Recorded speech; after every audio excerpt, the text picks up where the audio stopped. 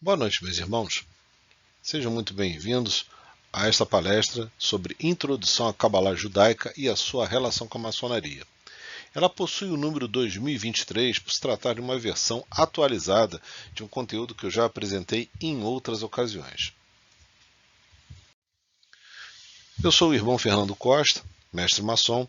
Estou como secretário da Augusta e Respeitável Loja Simbólica Brasil, número 0953, pertencente ao GOB, Rio de Janeiro. Bem, nesse passeio pela história da Cabalá judaica, pelos conceitos da Cabalá judaica, a gente vai ter um sumário aqui que vai falar sobre os assuntos que nós vamos abordar essa noite.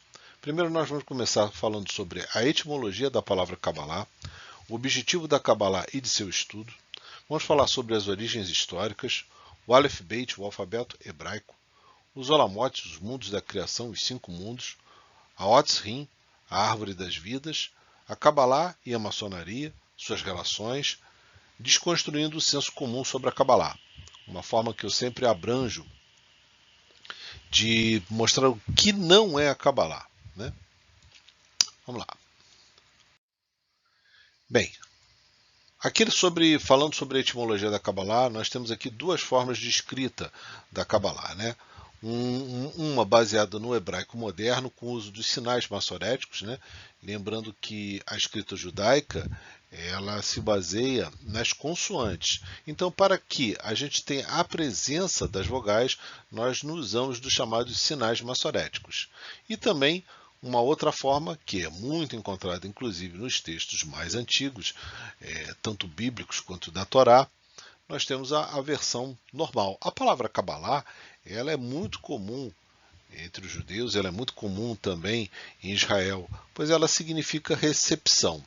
Mas se nós formos falar a respeito do que é a Kabbalah, a gente pode entendê-lo como um sistema filosófico religioso judaico de origem medieval que surgiu ali pelo século XII, pelo século XIII, pelo século XIV, mas que integra elementos que remontam ao início das eras cristã e pré-cristã.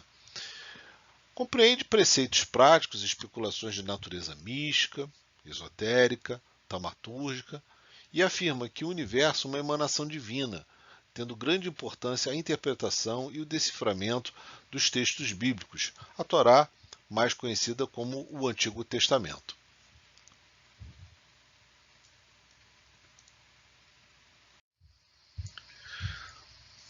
Ainda falando sobre a etimologia da palavra Kabbalah, existem várias formas de grafia, né? O que eu chamo aqui de vários rótulos, né?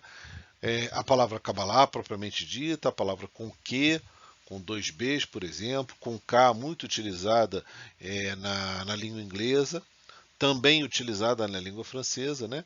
E aí a gente vai ter o significado da palavra Kabbalah, que literalmente significa receber. Pode ser entendido também como tradição. Foi também romanizada como Kabbalah. Né? Essas transliterações diferentes tendem a denotar tradições e interpretações diversas. É um método esotérico, uma disciplina, uma escola de pensamento do misticismo judaico. Os cabalistas, tradicionalmente no judaísmo, né, são chamados de Mekubalim ou Masquilim, iniciados, né, plural de masquil. Dificilmente a gente vai ver alguém se denominar dessa forma, de uma forma tão franca, tão aberta. É mais comum nós termos o termo Talmid ou Talmidim, aqueles que estudam o Talmud, pois a Kabbalah também reside nos textos do Talmud.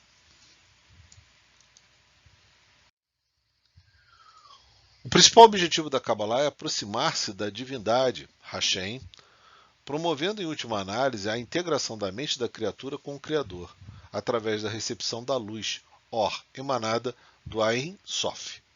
O estudo da Kabbalah nos traz a compreensão da criação que, para os cabalistas, parte da mente do processo criador. Adentrar as etapas deste processo é desvendar o universo, a criação e a nós mesmos. Em sua origem primeva, a Kabbalah não nasceu em sua forma atual. Em verdade, o termo Kabbalah é bem moderno, né? Ele data, como eu disse, aproximadamente do século XIII, do século XIV. O termo Kabbalah, ou a tradição recebida, denota uma forma sistematizada, organizada e sintetizada de conhecimentos místicos esparsos ao longo da história do povo judeu.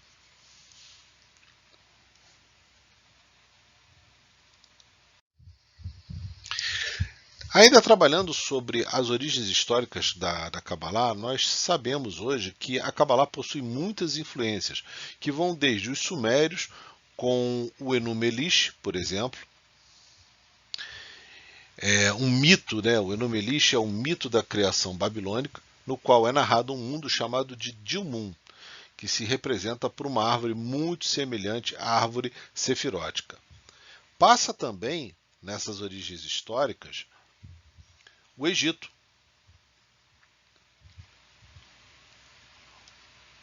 A cultura egípcia, ela e sua espiritualidade, suas crenças em planos pós-morte, uma existência além da vida, vão influenciar também o pensamento da Kabbalah. Em seguida, nós temos a influência da Grécia, e principalmente da figura de Platão e de seus discípulos, os neoplatônicos. Eles vão dar uma substância especial à Kabbalah, que é o mundo das ideias, o mundo perfeito. E isso também vai influenciar bastante os textos da Kabbalah dali para frente, né? São as chamadas famosas influências do helenismo, né? Da cultura grega.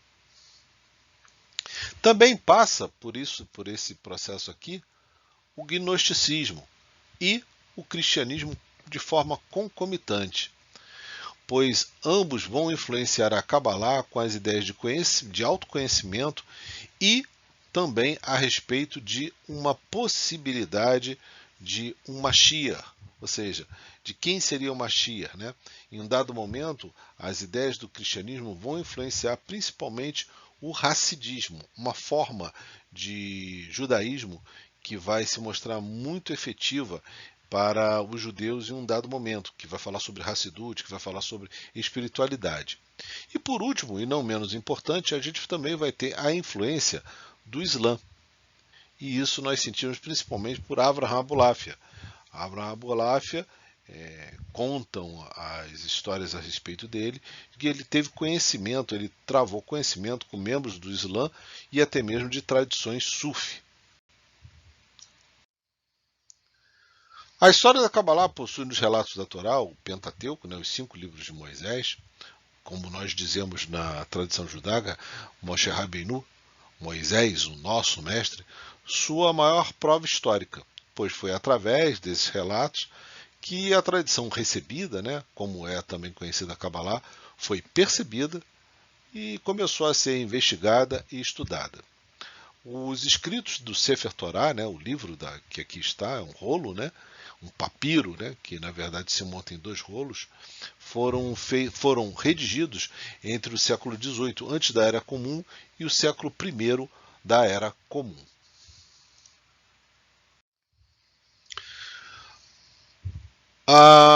No caso de Moisés, né, Moshe Rabbeinu, como nós explicamos, ele, ao subir ao monte, ele recebeu 2 Torá que nós aqui tratamos pelo plural, Torot, plural de Torá.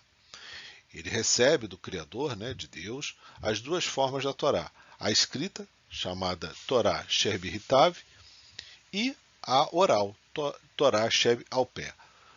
Costuma-se dizer que a Kabbalah está principalmente concentrada na Torá Sheb ao pé, que seria o conhecimento boca-ouvido, né? O conhecimento passado pela tradição propriamente dita. Antes de ter esse nome, né, de ter essa alcunha de Kabbalah, a Kabbalah, propriamente dita, esse estudo, ele possuía 3 nomes, né? Ele possui 3 formas de manifestação. A primeira, baseada no Maseh Bereshit, a segunda, no Maseh Merkabah, e a terceira forma, o Hassidismo, que aí a gente vai denotar uma espécie de espiritualidade judaica, né? Então, vamos falar da primeira.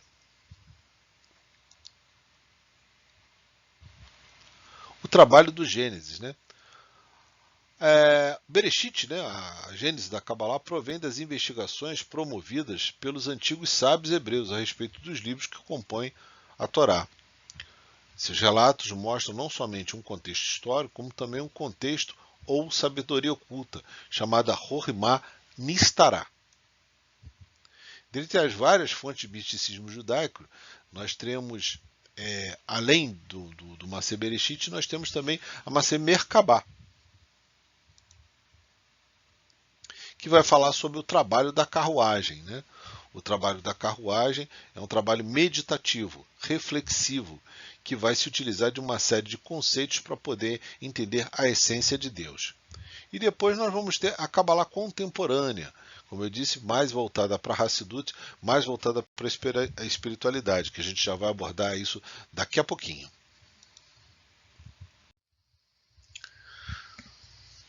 A Torá, além de se subdividir em livros, se divide em porções chamadas de parashiot, o plural de parashá.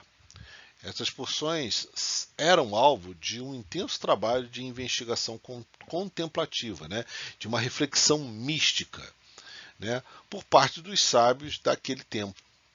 Os estudos chamados de Masé Bereshit, ou o trabalho do Gênesis, né, dedicavam-se justamente a elucidar, através da análise da Parashá de Bereshit, como foi o processo de criação não só do homem, como também de todo o cosmos.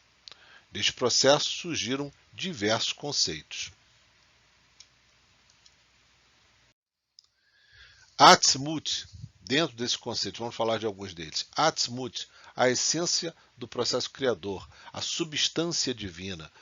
Do que é composto Deus? Né? Não é que haja uma resposta, meus irmãos, é que várias foram as indagações, várias foram as perguntas que surgiram a partir da análise dessa parashá em específico. Tzim, a criação dos mundos, o Zolamot, né? A chamada autolimitação, criando espaço no mito da criação do antigo misticismo judaico. Deus cria, né, é mais ou menos contado dessa forma, o universo por um processo chamado Tzim, que em hebraico significa uma espécie de recuo para permitir que haja um outro, né, um outro espaço, um outro algo. A criação da luz infinita, Or Ein Sof, é o infinito absoluto, a luz que a tudo ocupa. Ela é lançada, ela é criada a partir de um vácuo dentro da divindade, e esse vácuo ele torna a forma da energia emanada através de Or Ein Sof. Esse espaço, mais conhecido como Halal, espaço vazio, é percorrido por uma linha chamada cave, ou o raio, né? O raio da luz da criação, o fluxo energético infinito, que emana depois as Sefirot e preenche com seus atributos, isso apenas na perspectiva da criação, a partir do criado. Tohu Vabohu, o caos primordial, né? O que é isso, né? É uma frase bíblica, né, hebraica, encontrada na narrativa da criação de Bereshit, no Gênesis, no capítulo 1, se eu não me engano, versículo 2, que descreve a condição da terra, imediatamente antes da criação da luz, antes do percorrer do cave. Ou seja, era o caos, nada tinha forma, nada estava definido.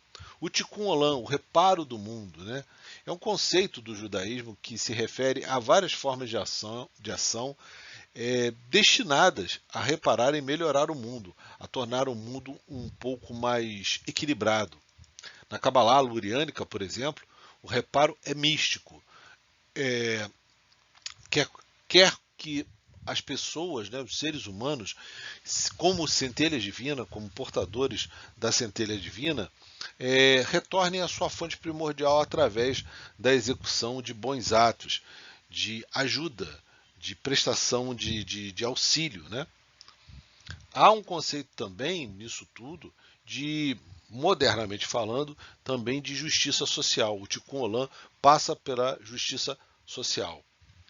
Otzrim, a árvore das vidas, ela vai falar sobre um diagrama que é usado na Kabbalah e em várias outras tradições místicas, né? Hoje é muito comum ver a árvore sefirótica sendo utilizada em várias tradições, que consiste em 10 ou 11 símbolos, né? Que nós chamamos de sefirot, séfira, né? simbolizando diferentes arquétipos, e 22 linhas conectando esses arquétipos. As Sefirot geralmente são organizadas em 3 colunas para representar que pertencem a uma categoria comum. Shevirah Hakelim, a quebra dos vasos, né? Isso é um conceito bem interessante. De acordo com a Kabbalah luriana, os 10 vasos originalmente destinados a conter a emanação da luz de Deus foram incapazes de conter essa luz e foram, portanto, deslocados ou quebrados.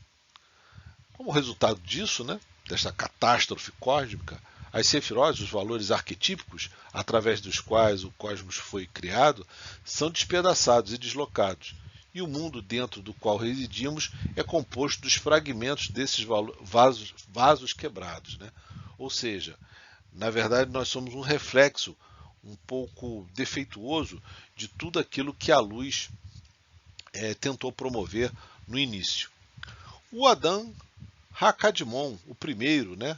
O Adão cósmico, né?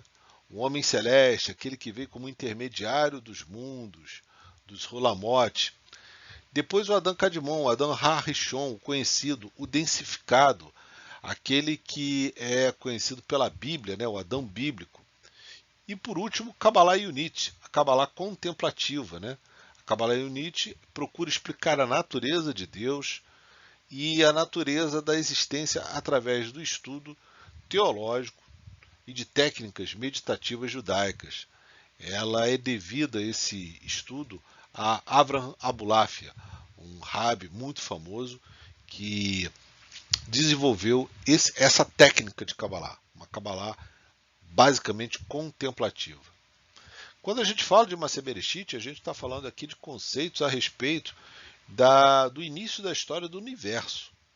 E o debruçar em cima desse trabalho, dessa paraxá, a paraxá de Bereshit, levou muitos anos e teve muitos expoentes. Um deles, como eu narrei aqui, é Avraham Abulafia.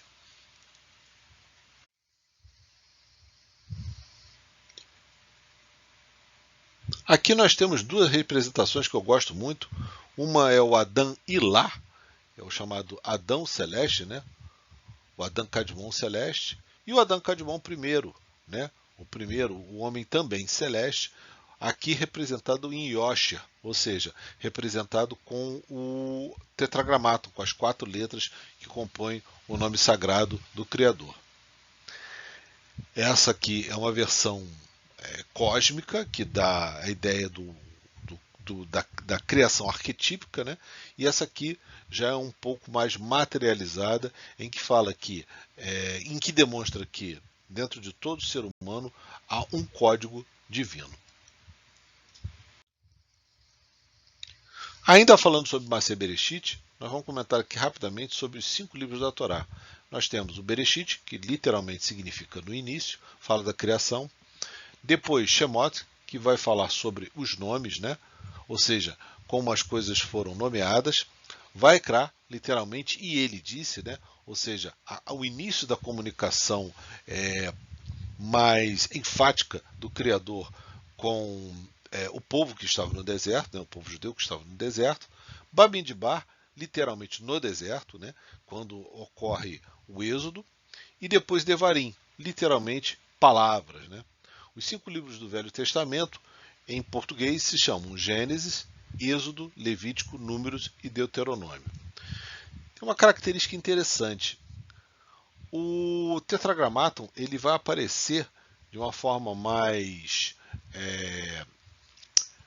vamos dizer assim, mais destacada a partir do livro de Devarim ou Deuteronômio. Aqui nós temos 3 formas de escrita.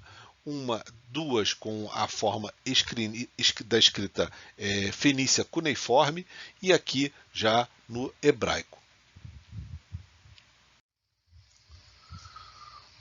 A Bíblia hebraica ela se chama Taná.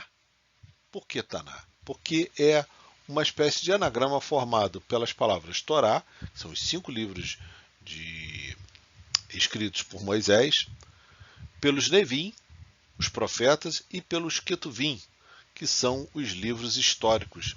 Então, esse conjunto de 3 literaturas formam o que nós chamamos de a Bíblia hebraica, mais conhecida como Taná. Ainda falando sobre Maaseh Bereshit, nós temos 4 formas, 4 níveis de entendimento da Torá. O primeiro, Pshat, simplista, análise rudimentar de um versículo ou passagem. É quando se lê o texto e o interpreta da forma como ele está escrito, sem nenhuma analogia, sem nenhuma outro tipo de ponderação. Depois nós vamos ter Remes, sugestivo, sentido tipológico, que alude ou exige uma exposição ampliada do sentido literal, ou seja, quando nós buscamos um significado maior para o texto. Depois temos Drash ou Darosh, demandado, método midrástico, por comparação, por analogias, por ocorrências. É quando nós temos um conhecimento maior dos textos e comparamos aonde os textos estão querendo chegar. Quais são as mensagens que estão ali por trás daqueles textos. Mas ainda nós não estamos no que nós nos referimos como termo de oculto ou ocultamento. Isso vai vir em Sod. Oculto, sentido místico ou metafísico da passagem, geralmente uma inspiração ou revelação alcançada por exegetas, rabinos, cabalistas e estudiosos.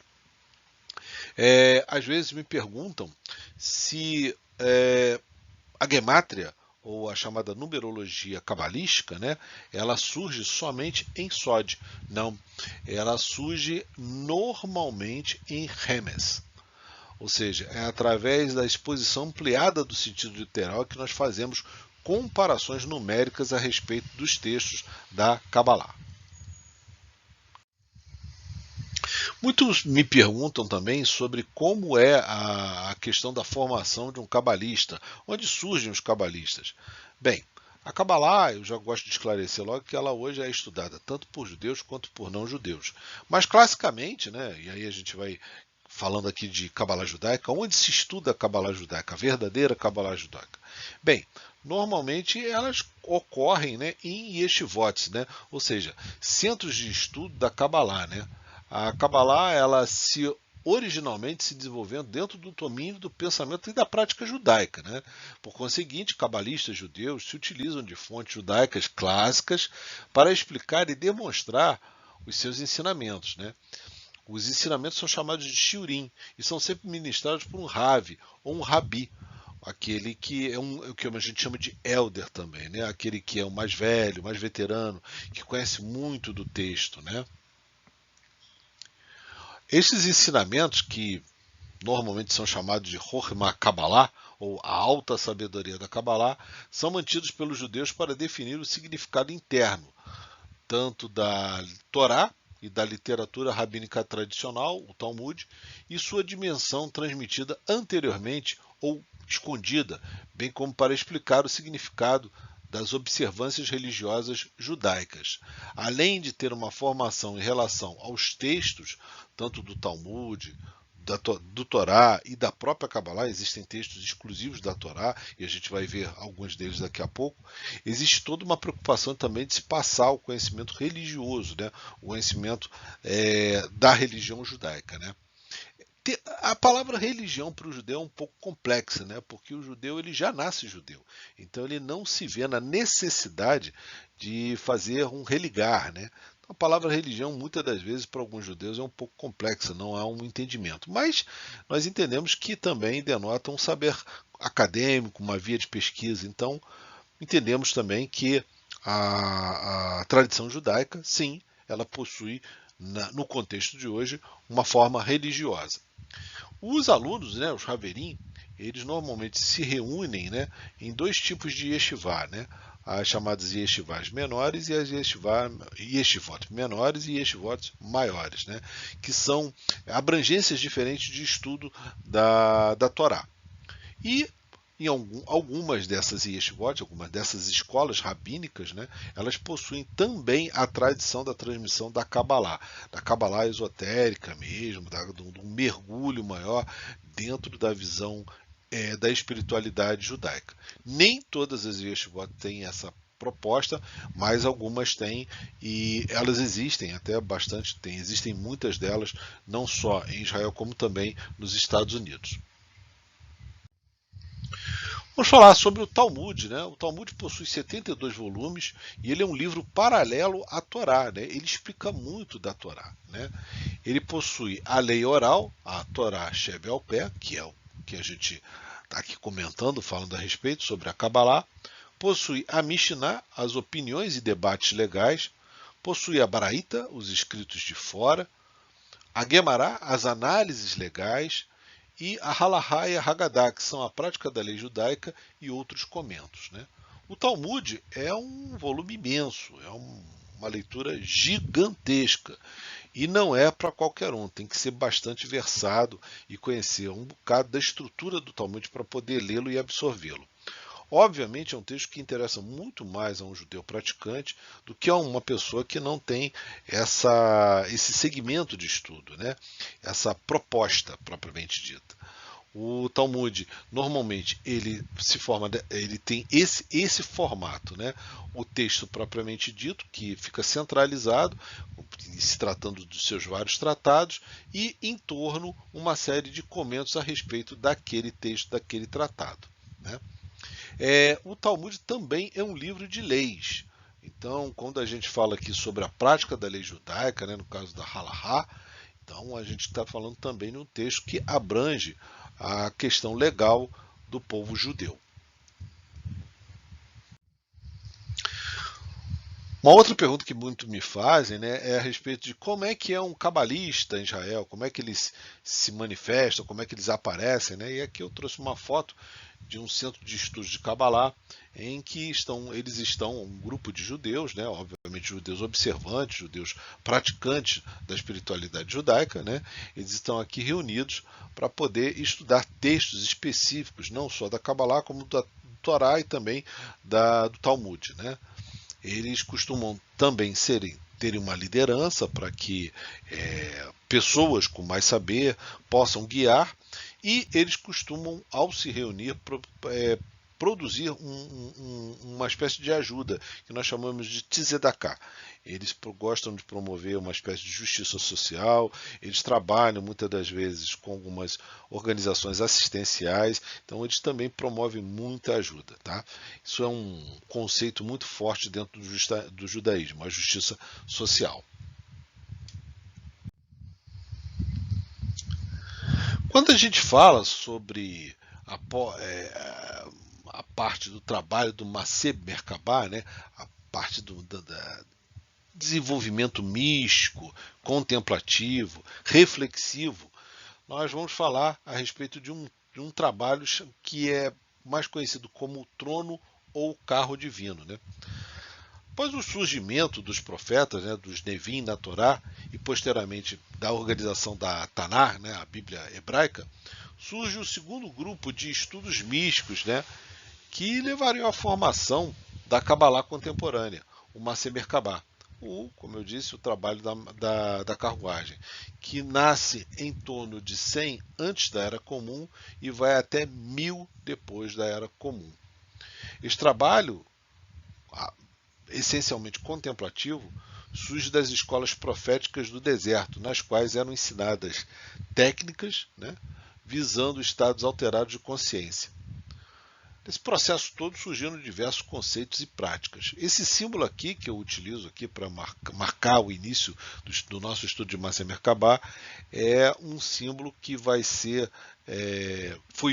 foi visualizado por alguns profetas e que também vai ser utilizado por um malar, um anjo chamado Metraton.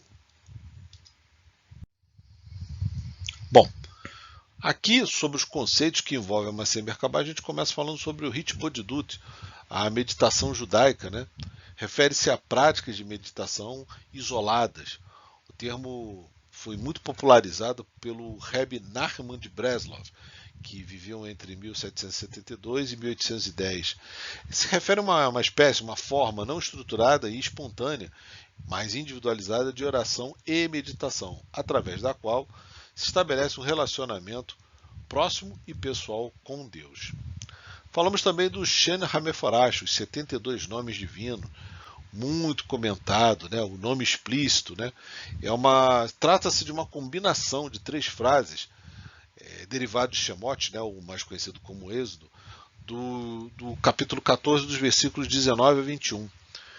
Eles foram utilizados para compor um nome, né, uma espécie de nome de três em três letras, chamado nome sagrado de 72 letras, né, que, segundo contam algumas lendas cabalísticas, foi utilizado por Moisés na abertura do Mar Vermelho, quando do Êxodo, né?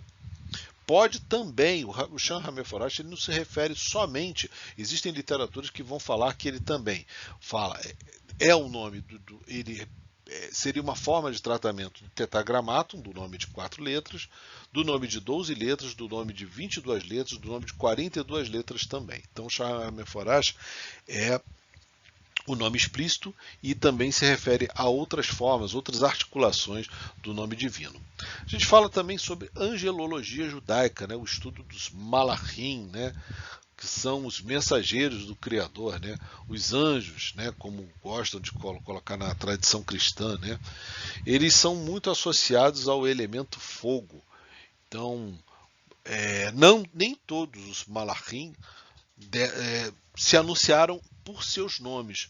Poucos foram os que se anunciaram por seus nomes. A grande maioria dos nomes são originários de, vamos dizer assim, de uma espécie de conteúdo apócrifo, mais precisamente sobre o livro de Enoque. Mas Malachim, também a angelologia judaica, é uma vertente de estudo dentro do Masé Merkabah. Literatura Reikalot e Merkabah. Uma literatura um bocado complicada, que inclusive agora já temos até algumas traduções para o português, mas que vai falar sobre os reinos de Deus, as moradas divinas, né, e como alcançar essas moradas, né, quais são as práticas que são realizadas para se entrar nos Reikalot ou Reikalot. Né. Depois nós temos aqui o Sefer Hazi El Hamalah, o livro do anjo Raziel, né? É um livro muito interessante que, segundo a tradição da Kabbalah, foi entregue a Adão, o primeiro Adão, né? Ele teria lido do anjo Raziel como trabalhar a criação. Depois nós temos aqui o Sefer HaHazim, o livro dos mistérios, né? É uma obra judaica conhecida e escrita, né, entre os séculos 4 e 6, que traz em seus textos fórmulas mágicas, conjurações das forças naturais, enfim, é um livro basicamente de magia. O Sefer HaBahir, o livro brilhante, né, muito famoso, um trabalho místico, anônimo, mas que foi atribuído ao sábio rabino Nehunia ben Hakaná, do século I. O Bahir foi publicado pela Escola Cabalista de Provença, na França, e foi circulado por uma audiência limitada em forma de manuscrito ali pelo ano de 1174. O Sefer Yetzirah, o livro da formação mais antigo, né, é um tratado filosófico, talvez o mais antigo existente, né, em hebraico, e não há um grande consenso entre os estudiosos, entre os acadêmicos, sobre a sua origem e data, né? Embora leve o título de Sefer Yetzirah, não é de forma alguma uma narrativa da criação ou um complemento ou substituto a Bereshit, né, ao Gênesis. Né? O livro trata sobre a origem do universo, macrocosmo, e da humanidade, microcosmo. O arranjo alfabético, né, a forma de apresentação do Sefer Yetzirah, ele denota uma característica de linguagem de autores semíticos. Depois nós temos o Sefer HaZohar, o livro do esplendor, o mais famoso, do Rabi Shimon Bar Yochai. Esse livro trata-se de uma coleção de comentários místicos sobre a Torá, é uma segunda versão da Torá, ou a versão esotérica, né, aprofundada. Né. Os textos são escritos parcialmente em aramaico e em hebraico medieval. Eu possuo uma parte do Zohar, ele é um livro bastante caro, é uma coleção bastante cara e que denota muitos anos de estudo para algum nível de compreensão. Também falamos ainda aqui sobre Masé Merkabah, nós falamos sobre Kabbalah Masit ou Shimushit, né? A Kabbalah prática, né? A Kabbalah mágica, né? Essa Kabbalah ela não é muito bem vista por alguns segmentos dentro do judaísmo, né? Visto que ela muito mais se assemelha a práticas de magia, independente do que seria a filosofia da Kabbalah, né? Gematriot, numerologia aplicada somente à Torá. Muitas das vezes as pessoas confundem, acham que a numerologia cabalística, né, ela fala a respeito de toda e qualquer soma de letras, né, e não é verdade.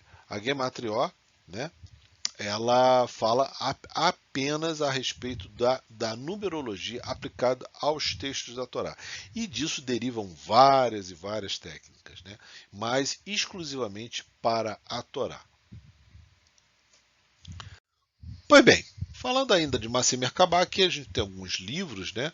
A gente tem, por exemplo, o Shan HaMeforash, os 72 nomes divinos, que durante um bom tempo o pessoal gostava de meditar, de fazer uma espécie de exercício, né? O escanear das letras dos 72 nomes divinos.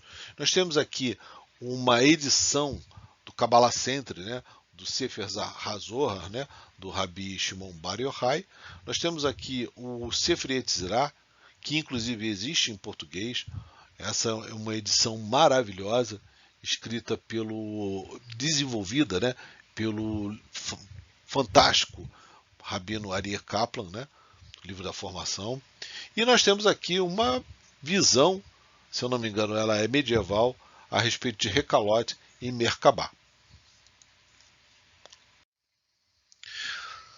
Um personagem que eu gosto muito de falar, até por eu ser, entre aspas, né, um humilde seguidor dos escritos dele, do Arizal, é o Ari, o Rabi Itzhak Luria, que viveu entre 1534 e 1572.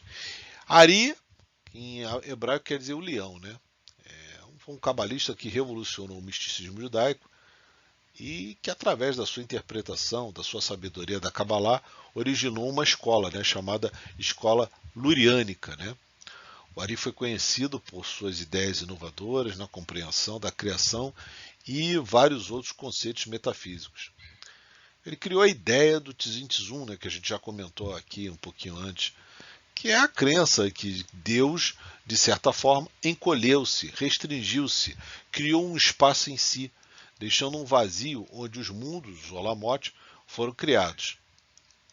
Também desenvolveu os conceitos de Shevirat Hakelim, né, a creba dos vasos das Sefirot, como eu havia abordado anteriormente, e do Tikkun, da retificação, ou seja, do conserto do mundo. Né?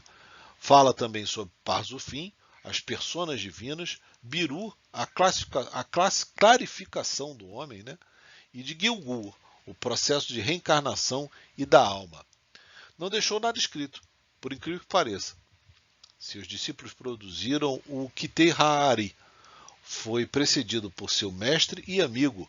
Foi o homem que o inspirou, chamado Moshe Cordoveiro, o famoso Ramak, um dos gigantes da Kabbalah, e possui um círculo de grandes Mekubalim, entre eles Shlomo Alkabetz, Yosef Karo, autor do Shulchan Aruch, um compêndio fantástico sobre tradição cabalista e lei judaica, e Haim Vital.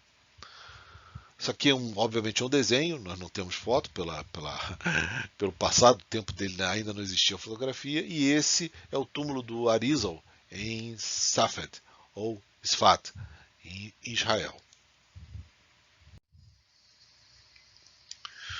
Dos conceitos do Ari, aqui a gente tem, por exemplo, o esquema, né, dos 5 mundos, da criação dos Olamotes. Aqui nós temos o Kave, ou seja, o raio, cruzando todas as dimensões. Eu sempre aconselho a tentar visualizar isso aqui como se estivéssemos olhando um poço, né, um fosso. E isso aqui são as concentrações energéticas, né, dos vários Olamotes, né? E aqui eu falo, né, formando dentro do halal um vácuo, né, o círculo externo, através da iluminação do raio, cave, a linha vertical. As sefirot são mostradas no esquema de igulim, de círculos. Né? Cada uma desses 10 círculos aqui se refere a uma sefirot. Isso aqui é uma carta cabalística de nomes divinos que fica na porta, né, da entrada da sinagoga do Arizal em Safed. Se os irmãos notarem, aqui em cima nós temos o tetragramaton e várias das Sefirot aqui reunidas. Eu tenho uma outra forma de mostrar, daqui a alguns slides a gente vai ver essa forma de mostrar os nomes, né, das Sefirot de uma forma organizada dentro de uma menorá, de um castiçal judaico. Falando ainda sobre origem histórica, vamos abordar a Kabbalah contemporânea, né? A Kabbalah entre mais moderna. Né? E aqui tem um personagem que eu gosto muito, né? Que é o Baal Shem Tov, que viveu entre 1698 e 1768. O Hassidismo, ou judaísmo racídico, surge no século XVII, no interior do judaísmo ortodoxo, e promove a espiritualidade, a Hassidut, através da popularização e internalização do misticismo judaico, né, do esoterismo judaico, como um aspecto fundamental da fé judaica, ou seja, como um suporte à fé judaica. O elemento central do Hassidismo é a Devekut, isto é, a união mística, a reunião mística, né, entre o crente, né, o praticante, e Deus. Uma metodologia espiritual que tem como meta libertar o ser humano dos reveses da vida terrena. Os discípulos do Hassidismo, né, pregam que o homem tem o poder de se desligar dos bens materiais e de tudo que está relacionado ao mundo, por meio da prece meditativa, o Daven, espécie de tefilá, né, em hebraico nós falamos sobre tefilá, o qual pode conectar o indivíduo ao Criador. Essa vertente espiritualizada sempre existiu ao longo de praticamente toda a história judaica. No entanto, o uso do termo Hassidismo é aplicado à tendência desenvolvida na primeira metade do século XVIII, na Europa Oriental, com o rabino Israel Ben Eliezer, mais conhecido como Baal Shem Tov. O Baal Shem Tov, o mestre do bom nome, ele possuía a característica de pegar o tetragramaton e fazer uma série de arranjos com esse nome. E com isso, rezam as lendas, ele era capaz de promover muitos milagres. Né? Enfim, o Hassidismo é uma manifestação relativamente moderna, né, dentro dos conceitos e do estudo da Kabbalah, e que desse processo surgiram diversos conceitos e práticas. Né? Dentre eles, falando desses conceitos a respeito do Hassidismo, né, nós vamos começar falando sobre Tzadkin Starim, os justos secretos, né, um conjunto de seres que nascem de tempos em tempos, no número de 9, né, seriam 9 pessoas que estariam entre nós e que não necessariamente seriam judeus, né, nem observantes da religião, mas que seriam pessoas justas o suficiente para que houvesse equilíbrio no mundo e um pouco do processo do Tikkun Olam. Né? Eles são secretos, né? Eles são tidos como secretos, pois eles não se revelam às sociedades. Prática de vida espiritual. O judaísmo era uma prática bastante seca, né? E os rabinos eles possuíam um certo distanciamento do povo, né? Visto que eles possuíam muito conhecimento, mas não havia uma relação muito próxima para com o povo. O Baal Shem Tov vai condenar isso daí e vai promover a partir de então uma espécie de aproximação entre as pessoas, as famílias e a religião. Viver com alegria, né? Ter satisfação em viver, coisa que até então não existia muito. As comunidades judaicas da Europa naquela época viviam bastante isoladas e até mesmo perseguidas. Né? Então, ele traz um conceito novo, vamos viver com alegria, vamos viver de forma grata. Né? Isso também implica numa visão mística da vida e da família, né? Ou seja, entender que a vida possui uma dimensão profunda, interior, assim como a família. Aqueles que estão ao lado de nós, eles não estão ali simplesmente por uma mera coincidência. Né? Há todo um plano, uma existência espiritual por trás disso. Prática das Daven Tefilot, das orações cantadas, né? Recitação dos textos da Torá e também dos Salmos, né? Dos Tefilin, a respeito com a prática cantada, né? Fazer com alegria, né? Sefer Tânia, a maior obra cabalística racídica, nós vamos falar a respeito dele ainda há pouco, foi escrito pelo neto do Baal Shem Tov, o Shneur Zalman de Liad, né? Um grande rabino. Kavaná, intenções do coração. A partir do momento que eu tenho a boa intenção no coração, eu vou ter a Devikut, ou seja, uma coisa está extremamente ligada à outra, né? Eu vou ter uma proximidade com o processo criador. Se aquilo que eu faço com a intenção do coração e é uma boa intenção, obviamente aquilo ali vai estar dentro do plano da criação. A crença na vida do Mashiach, né, do Messias, né? Isso vem lá da tradição de Davi Hameler, né, de Davi, o rei Davi, né, que fala sobre o Messias, né, e isso o Hassidismo trabalha também, mas não como um rei propriamente dito, como um Messias propriamente dito, e sim como um estado consciencial. Disso vai redundar depois no estudo, no aprofundamento da psicologia e da espiritualidade judaica, né? Muitos rabinos depois vão estudar a psicologia e vão aprofundar o estudo da psicologia baseados na espiritualidade judaica. E por último, um tema um pouquinho complicado, né? Que é o culto aos rebes, né? Os patriarcas do Hassidismo, né? Isso é um tema um pouquinho delicado, nem todo mundo gosta, mas eu entendo que, na verdade, não é um culto propriamente dito, e sim uma espécie de homenagem ao passado, aos vários mestres que começaram com Baal Shem Tov e que foram percorrendo, assim como o seu neto, o Shneur Zalman de Liad, vão percorrendo o caminho da tradição até os dias de hoje. Como eu abordei anteriormente, aqui está a obra, o Tânia, né? Sefer Tânia é a maior obra cabalística racídica do Rabi Shneur Zalman de Liad, né? Eu já tive o cuidado, meus irmãos, de ler essa obra toda, mais de uma vez, e ela abrange não só o estudo da Kabbalah, propriamente dita, como também uma série de conceitos da espiritualidade judaica. É uma obra bastante complexa, obviamente ela é mais voltada para os judeus, mas possui muito conhecimento de Kabbalah, inclusive falando até do famoso Sitra Hará, né? O Tânia aborda o que é o Sitra Hará, que muitas das vezes as pessoas me perguntam, né, a respeito desse lado negativo da existência. E, na verdade, o Tânia ele procura esclarecer que o Sitra Hará nada mais é do que uma espécie de, vamos colocar assim, o desenvolvimento do lado negativo do ser humano, né? Quando nós nos envolvemos com as paixões, com a vida exageradamente ligada ao plano da materialidade. Então, o Sitra Hará está muito mais condizente com uma espécie de comportamental do ser humano do que propriamente com uma existência negativa, um mundo negativo, como muitas das vezes falam. Quando eu falo aqui sobre a origem histórica do Kabbalah New Age, né, muitas pessoas me perguntam sobre o Kabbalah Centre, se o Kabbalah Centre ele é um organismo que tem pedigree, né, se existe uma linhagem por trás, e existe sim, o Kabbalah Centre tem uma excelente linhagem. Nós temos aqui o Rabi Yehuda Ashlag, ele é responsável por ter escrito um comentário ao Zohar chamado Sulam.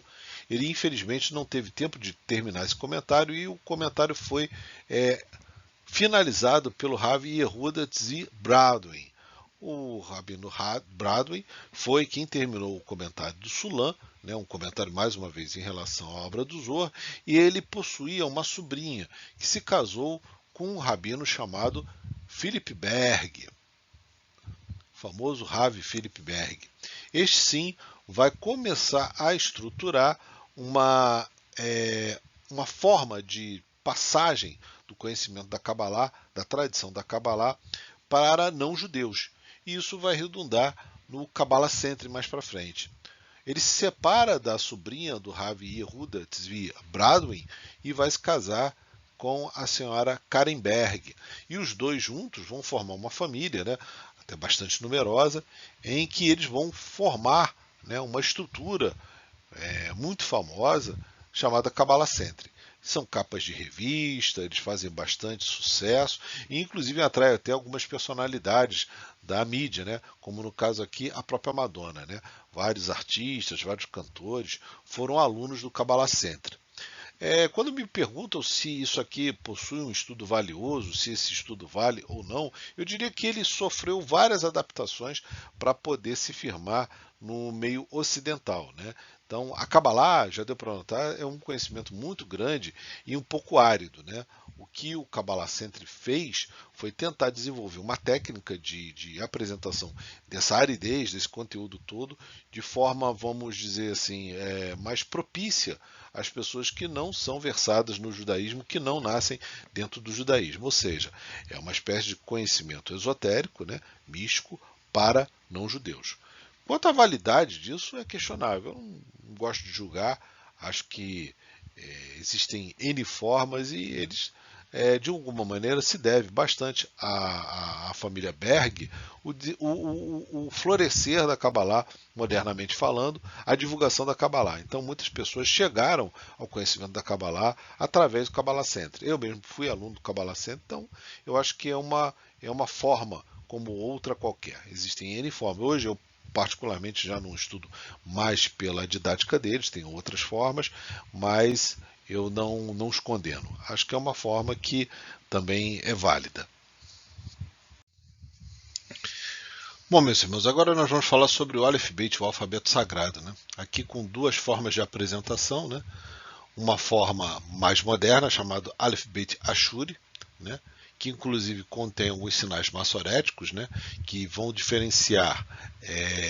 Lembrando que o alfabeto hebraico ele é composto de 22 consoantes e são os pontos, né, uma pontuação específica, né, como eu chamo, sinais maçoréticos, que vão dar conta da existência ou não de vogais. Né.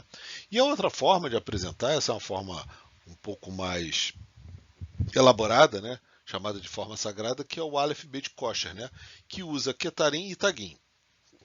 Ketarim são esses filamentos, né, que ficam em cima das letras. Né, e Tagim são essas coroas. Né. Então, quando nós vemos o texto desenvolvido dessa forma, significa que nós estamos falando sobre um texto sagrado. Né. O alfabeto também é conhecido como Lashon HaKodesh, o hebraico bíblico. Né? Ele é escrito da direita para a esquerda. Né? Deus criou o Aleph Bet antes da criação do mundo. Sem essas letras, os próprios pronunciamentos com os quais ele formou o universo teriam sido impossíveis. As letras hebraicas possuem desenho ou forma, a maneira específica pela qual cada letra é formada. Essa forma representa a energia divina de cada uma das letras. Cada uma dessas letras possui um atributo energético. Gemátria, né? Cada uma das letras do Aleph Bet representa um determinado número, né? Denotando uma determinada quantidade, significando também que cada uma dessas letras possui um quantitativo numérico que é para ser descoberto. Né? Esse é o papel da Gemátria. Né? Quando a gente fala de Gemátria, né? A gente quer falar sobre esses valores aqui, essa tabela. Né? Então, cada uma das letras, como eu disse, possui um valor. E aqui eu proponho o estudo de uma gemátria. Nós estamos falando, por exemplo, da palavra em hebraico Nahash, serpente. Sua gemátria é 358. Né? Ela é composta das letras Nun, Het e Shin. Mas, ao mesmo tempo, de forma bastante interessante, nós temos a palavra Mashiach, que representa Messias. Sua gemátria também é 358. Possui as letras Men, Shin, Yod e Het. Olha que interessante, né, meus irmãos? As duas palavras, Nahash e Mashiach, ou seja, serpente e Messias, possuem o mesmo valor. Isso dentro de Gematriot significa que elas possuem a mesma significância, ou seja, existe uma parcela de serpente em Messias e existe uma parcela de Messias em serpente. Eu deixo aí para os irmãos meditarem a respeito dessa Gematriot.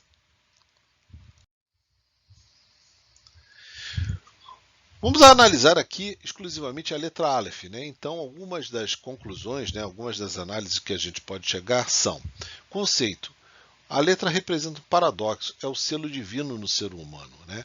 Existe um tratado do Talmud que diz que a letra Aleph ela foi colocada na fronte do ser humano, ou seja, ela é um símbolo exclusivo do ser humano. Né? Lembrando que a Torá ela não começa pela letra Aleph, ela começa pela letra Beit. Significado: um boi, um milhar, ensinamento, um campeão. Formato: duas tendências polares, os iuds superior e inferior, juntos por uma força mediadora, o VAV. São dois iuds e uma força mediadora, o VAV. O seu número, o seu valor, 1. O que ela significa como espaço? A atmosfera entre o céu e a Terra. Ou seja, ela significa tudo aquilo que está entre o céu e a Terra. Tempo: a estação intermediária entre o inverno e verão, quando a Terra está saciada de chuvas, ou seja, quando a Terra está úmida. Alma: o dorso superior, especialmente o peito e o sistema respiratório. Qualidade: grande compaixão.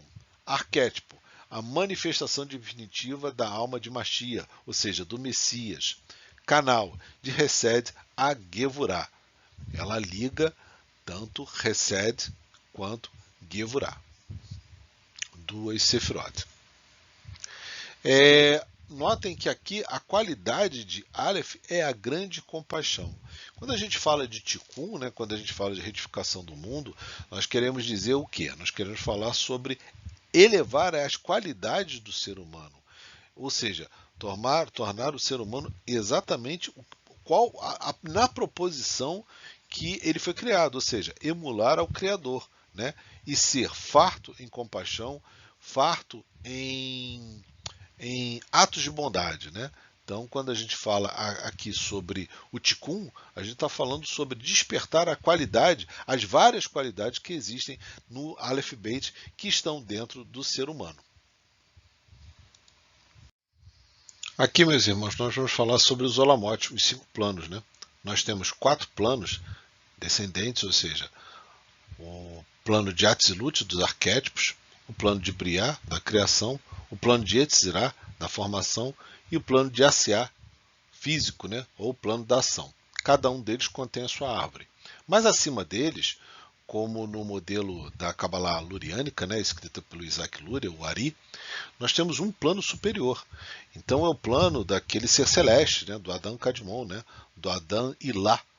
Então nós temos aqui uma representação dele. E antes de todo esse processo, havia um protótipo. Então o protótipo é justamente o Adam Kadmon.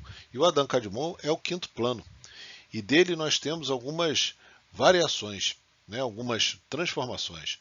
Primeiro com Keter, depois com Binah, Chokhmah, Hesed, Gevurah, Tiferet, Hod, Netzah, Yesod e Malhut.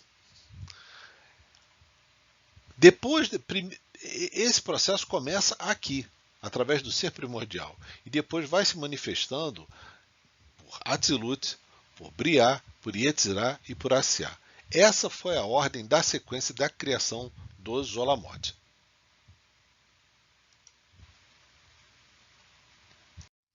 Na Kabbalah luriânica, né, nós temos os Olamot desenhados dessa forma, não como uma árvore, e sim como círculos concêntricos, com a presença aqui do Kave, o raio. Ele vai iluminar desde o Adam Kadmon, passando por Atzilut, por Beriá, por Yetzirah e por Asiá, e realizando o processo da criação. Essa é a grande diferença entre o esquema do Ari, ou seja, o entendimento do Ari, e de outros cabalistas. Ele visa o processo desde o Tzitzit 1, do momento em que a criação começa a vibrar, a transmissão do raio do Kave, como a gente vê aqui, e a passagem desde Adam Kadmon a Atzilut, Beriá, Yetzirah e a Asiá. Aqui temos 2 desenhos da árvore da vida, né, mais conhecida como Otzrim. Nós não falamos árvore da vida, falamos árvore das vidas. Por quê? Porque ela representa muitas existências, né? Já deu para notar isso desde a criação do universo, né? E aqui nós temos 2 tipos de desenho.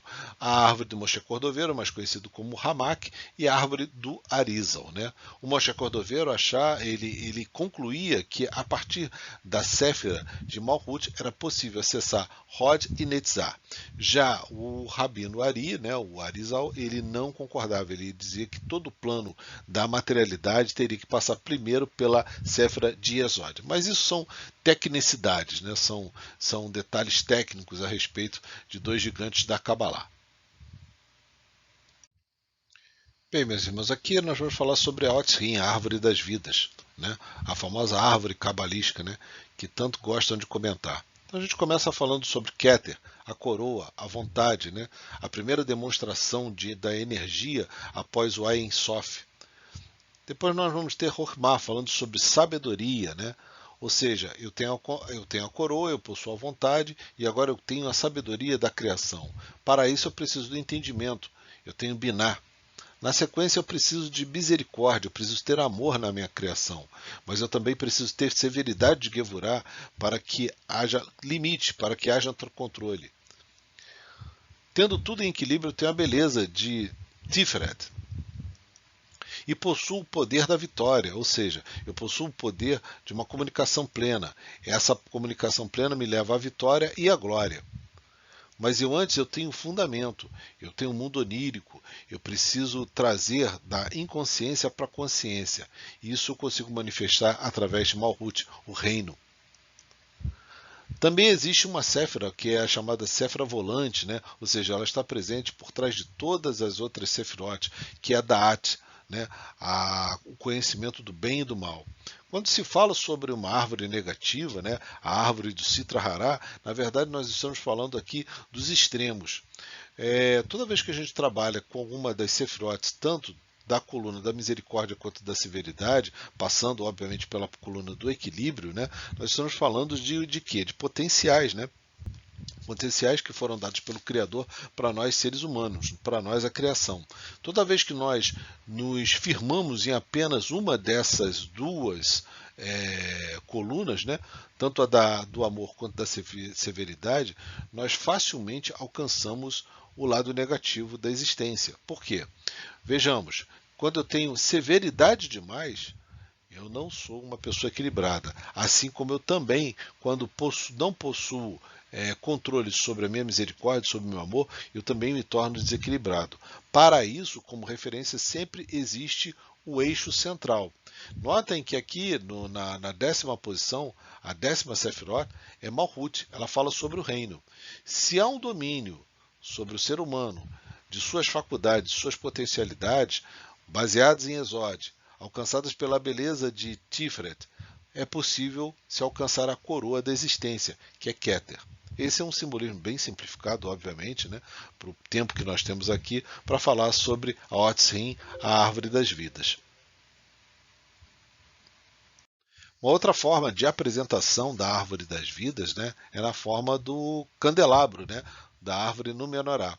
E para isso nós vamos ver aqui a presença começando por Malhut, depois por Yesod, por Hod, por Netzach, depois por Tiferet, por Gevurah, Hesed, Binah, Hormah e Keter. E Da'at, antes disso. E por último, Keter. Né? Então, quando nós vemos um candelabro, né, ou seja, quando nós vemos uma menorá, nós sabemos que dentro dela contém também todo o arranjo da árvore Otzrim, ou seja, da árvore das vidas. Tema que muito gostam de perguntar, né, a respeito é se há uma relação entre Kabbalah e maçonaria. Né? Então eu pergunto aqui, em virtude de tudo que foi exposto até aqui, cabe uma pergunta. A maçonaria, independente de seus ritos e graus, ensina ou possui relação com a Kabbalah? Bem, eu diria que formalmente não. Mas qual seria então a relação da Kabbalah com a maçonaria? De onde veio esta relação que maçons e livros insistem em afirmar? Bom, pois bem, ela vem da Bíblia. Nós temos como exemplo de fundamento das nossas práticas, né, as lojas emulam, né, simulam o Templo de Salomão, que aqui é uma representação, ele foi construído em aproximadamente 1004 antes da Era Comum. Né? Nós temos também o uso do tetragramato. Né? Em vários rituais também temos a presença dessas 4 letras. E temos o templo maçônico como ambiente para os nossos trabalhos. Né? Ora, se nós temos o templo de Salomão, o tetragramato, e tudo isso é inspirado dentro do judaísmo, por que não fazer uma associação com a Kabbalah? Isso vai acontecer através de um rito, né? O rito de Eredon, ou o famoso rito de Kilning, né? Que possui em sua origem 25 graus, ou Ordem Real da Escócia também, como é chamado. Esse rito vai ter um grau chamado Cavaleiro Rosa Cruz. E a partir desse rito, da sua construção na França, são imputadas dentro da estrutura da maçonaria o pertencimento da tradição da maçonaria à Kabbalah. Isso se deve também à obra de Albert Pike, né, que foi um general de exército, que foi o reformador do rito nos Estados Unidos e que em sua obra, em um livro que ele escreveu, ele quis colocar que a Kabbalah era a fonte, era, vamos dizer assim, a espinha dorsal do que era a maçonaria e principalmente o rito escocês antigo e aceito. No seu desenvolvimento, desde lá da Escócia, e passando por todas as suas fases de evolução até chegar nos Estados Unidos, o rito escocês antigo e aceito, ele vai trabalhar assim com o conceito de que a Kabbalah é a espinha dorsal da maçonaria. E isso ele vai fazer no desenvolvimento de alguns graus, não todos especificamente. Hoje, esses graus, que tanto pertencem ao rito escocês antigo aceito quanto ao rito adoniramita, transitam por alguma coisa da Kabbalah. E isso vem sendo reforçado também pela tese de que dentro do rito, o grau de Cavaleiro Rosa Cruz seria um grau cabalístico. Daí existe uma crença de que as posições dentro da loja, né, dos oficiais dentro da loja, disposição da loja no rito escocês antigo e aceito, se assemelha à árvore sefirótica, né, tendo o venerável mestre acima, no papel de Keter, né, o secretário como Hormah, o orador como Binah, o chanceler como Hesed, né, o tesoureiro como Gevurah. Eu acho muito interessante isso. O altar no meio do templo como Tiferet, o segundo vigilante como Rod, o primeiro vigilante como Netzar, a porta do templo como Yesod e o átrio externo como Malhut. Eu particularmente tenho minhas reservas em relação a essas considerações, mas respeito quem acredita nas mesmas. Como eu sempre faço nas minhas palestras, né, eu gosto de terminar a palestra falando sobre uma desconstrução de senso comum sobre a Kabbalah, né? E eu começo dizendo que a Kabbalah não é uma religião. Ela é a espiritualidade do que hoje se denomina como religião judaica. A Kabbalah não é magia. Ela não se fundamenta única e exclusivamente na magia. Apesar de existir um segmento chamado Massit, né, Kabbalah prática, ela não é mágica, por essência. A Kabbalah é um conhecimento especulativo a respeito da criação do universo e do Criador. A Kabbalah pode ser estudada por não-judeus, então não é verdade que a Kabbalah é do conhecimento da propriedade apenas dos judeus. A Kabbalah não possui um aspecto negativo ou pode ser vinculada à magia negra, satanismo. Já deu para notar, né? A Kabbalah, obviamente, não é maçonaria, não é Rosa Cruz, não é Umbanda. A Kabbalah não possui ligações com o espiritismo. A Kabbalah não é a árvore sefirótica. Além da árvore do diagrama, né, do desenho da árvore sefirótica, que vem da cultura de Moshe Cordovero, né, do Ramak, e depois de Isaac Luria, existem muitos outros trabalhos que envolvem a Kabbalah que não são necessariamente a árvore sefirótica. A Kabbalah não possui ligações com a sociedade teosófica, tampouco com a eubiose. Não existe numerologia cabalística fora do contexto da Torá, deu para notar a respeito das gematrióticas que eu mostrei. A astrologia cabalística é uma análise própria do contexto judaico, não guardando semelhança com a astrologia clássica ou convencional. As datas, a posição dos astros estudados na astrologia cabalística tem a ver com as parashiot, ou seja, com as passagens da Torá. A Kabbalah hermética e a Kabbalah cristã são derivações que possuem corpo de estudo e crenças próprias.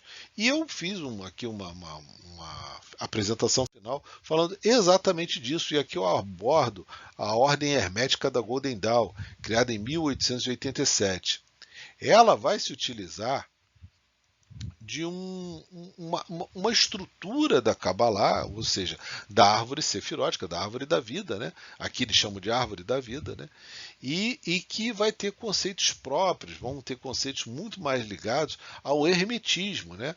Essa ordem teve várias derivações, e uma dessas derivações é um mago inglês chamado Aleister Crowley, né? O Aleister Crowley desenvolve dentro do trabalho da Kabbalah o seu próprio entendimento, né, a sua própria estrutura. E essa estrutura vai ser definida dentro de um organismo chamado Astrum Argento, né, uma ordem que ele desenvolveu. Essa Kabbalah aqui é uma Kabbalah que tem contornos próprios, possui corpo de estudo próprio. Na verdade, ela é um recorte da Kabbalah judaica, né? É pegar uma parte do todo e se utilizar apenas dela e nomeá-la, né? Nomeá-la como o quê? Como Kabbalah hermética. Mas isso não tem a ver com a tradição judaica. Isso é uma outra forma de observar, uma outra forma de se estudar a Kabbalah, que, eu insisto, possui uma didática própria, um conhecimento próprio, livros próprios, um pensamento próprio, que nem sempre tangencia, que nem sempre se encontra dentro da tradição da Kabbalah judaica. Essa é a famosa Kabbalah hermética.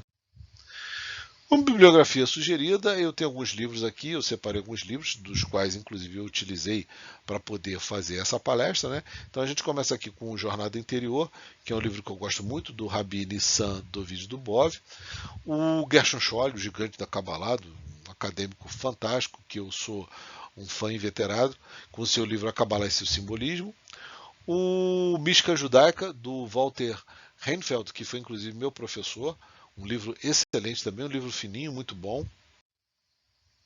Depois o livro da Perle Epstein, que foi aluna do Aryeh Kaplan, um livro muito bom, raro, difícil de achar, mas quem tiver, guarde com muito carinho.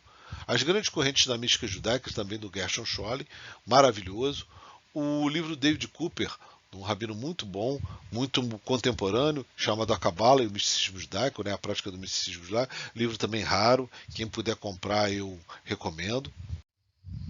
Um livro em inglês, ainda não traduzido para o português, chamado A Cabala do Amanhã, né, o livro do Arthur Green, professor universitário nos Estados Unidos. Esse livro foi lançado ano passado, eu recomendo ele fortemente, é um livro gigantesco, é bem grande mesmo, é um livro grosso, para quem tem bastante disposição, também do Gershon Scholem, que ele abrange muito, muito sobre a Kabbalah, é um tratado sobre Kabbalah. Também do David Cooper, o Três Portais para a Meditação, em que ele faz uma série de analogias entre três tipos de cultura, né? O taoísmo, o sufismo e a Kabbalah. E, por último, meus irmãos, eu agradeço o tempo de vocês, a atenção de vocês. Obrigado por estarem aqui conosco nesse projeto que tanto nos orgulha, o projeto de Filhos de Atena, que tem a intenção de levar conteúdo de qualidade, conteúdo maçônico, né, esclarecendo sempre dúvidas, posicionamentos, questionamentos a respeito das diversas tradições que compõem a maçonaria, e esse é o nosso papel, desenvolver aí uma fonte de contato, uma fonte de conhecimento para os irmãos. Ninguém aqui é dono da verdade, ninguém é dono de nada, mas tem em si, né, tem per si o desejo de compartilhar o que se estuda e o que se sabe. Mais uma vez, muito obrigado e shalom.